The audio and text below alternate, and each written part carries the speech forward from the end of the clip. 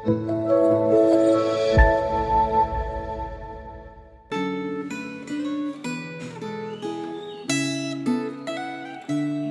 sejahtera saudara sekalian. Di hari ini kita akan sama-sama merenungkan akan kitab Esra pasal yang ke-10.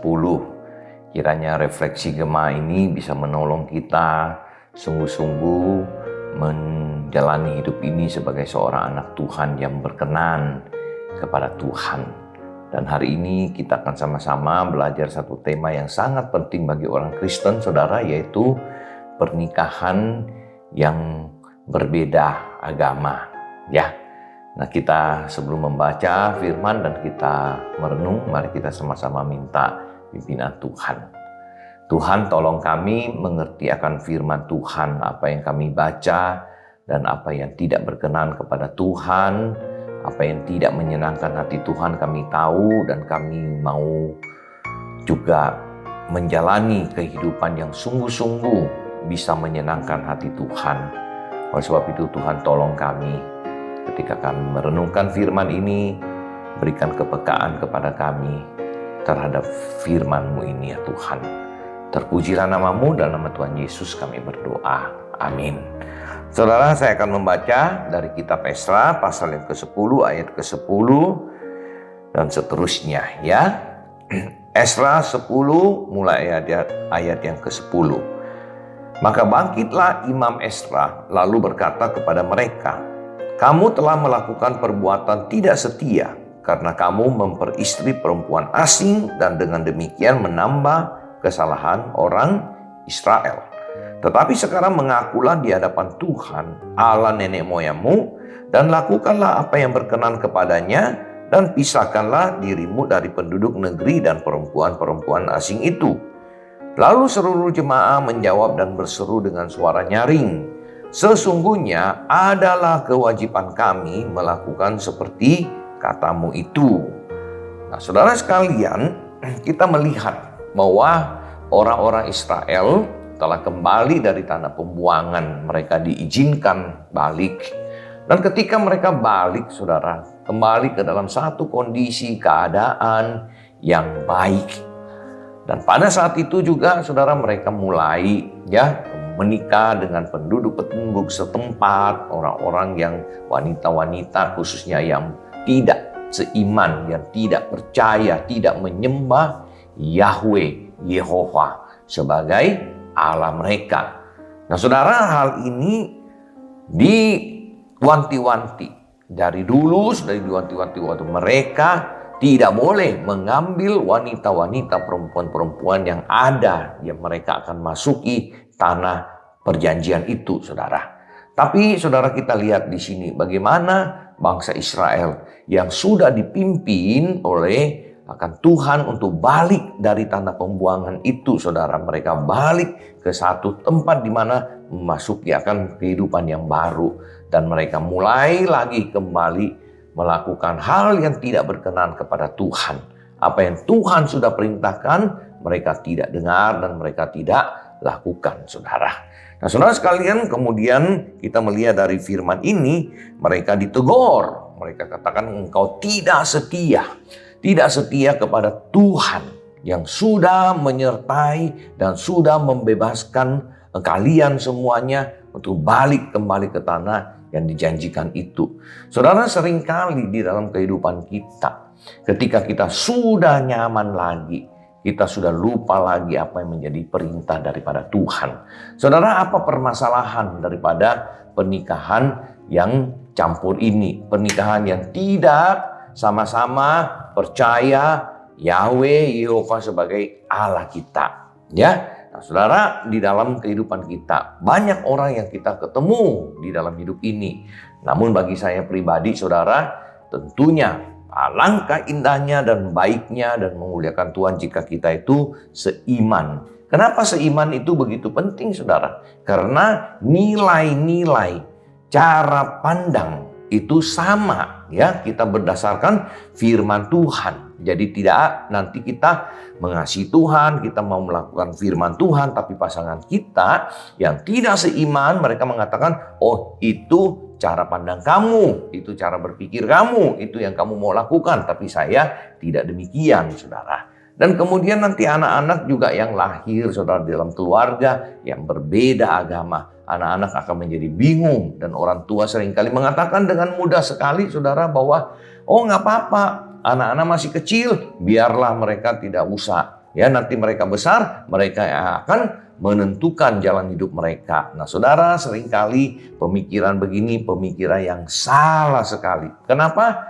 Karena justru anak-anak masih kecil, penting sekali dididik di dalam kebenaran takut akan Tuhan. Kita tidak bisa membiarkan seorang anak bertumbuh dewasa 17 tahun, 18 tahun, baru dia mau decide. Saudara, mengikut Tuhan bukan seperti mau beli rumah. Saya mau beli rumah A atau mau beli rumah B. Nah, bukan seperti memilih warga negara. Seorang anak, ya, orang anak Indonesia yang lahir di Amerika langsung punya warga negara Amerika. Tetapi nanti usia 18 tahun dia akan memutuskan dia akan tetap menjadi warga negara Amerika atau dia mau kembali misalnya kalau orang Indonesia atau memegang warga negara Indonesia.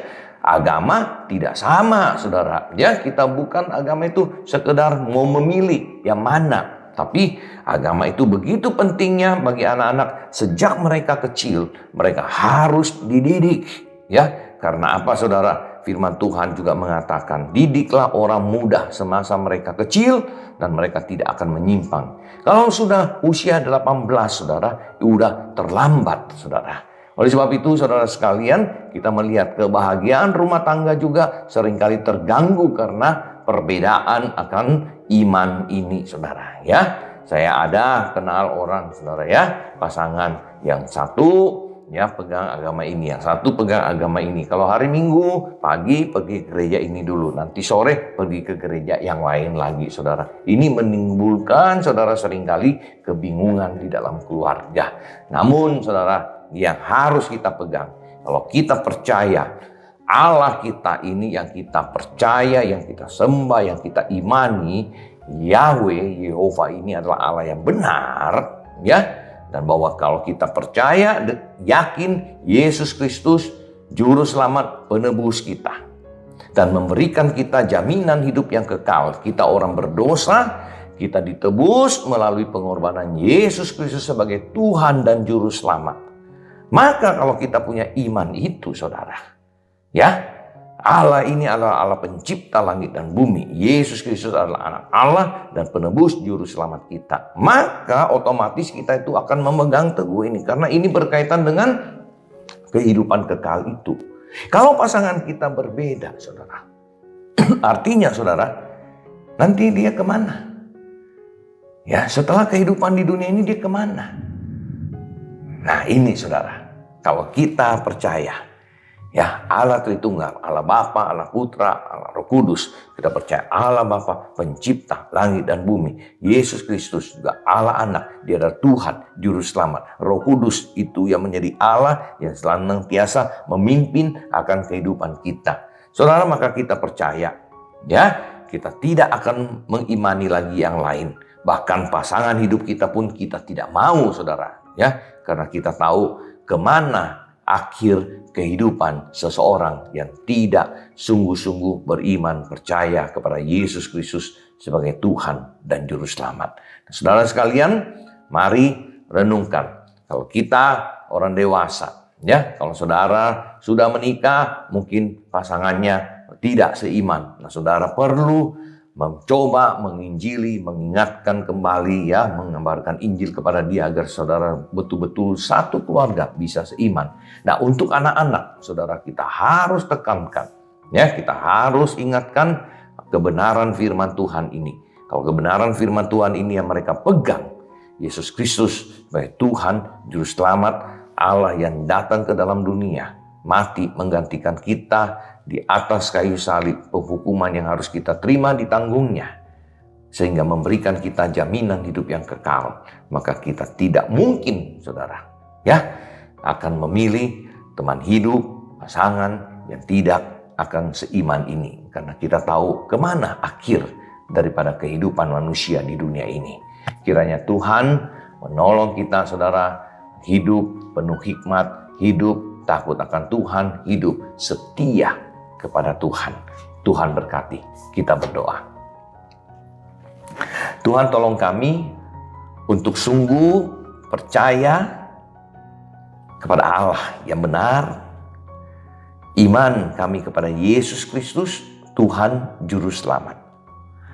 Dan dengan dua keyakinan ini, maka kami tentunya Tuhan tidak ingin binasa, tidak ingin pasangan hidup kami, tidak ingin anak-anak juga berjalan di dalam kebinasaan, melainkan di dalam jaminan anugerah keselamatan yang daripada Tuhan. Terpujilah nama-Mu ya Tuhan. Tolong kami berjalan di dalam kehidupan ini, membentuk satu rumah tangga yang memuliakan Tuhan. Keduanya, suami istri, bahkan anak-anak, semuanya beriman, percaya kepada Yesus Kristus, Tuhan dan Juru Selamat. Terpuji nama-Mu, dengarlah doa kami. Dalam nama Tuhan Yesus kami berdoa. Amin. Tuhan memberkati saudara sekalian.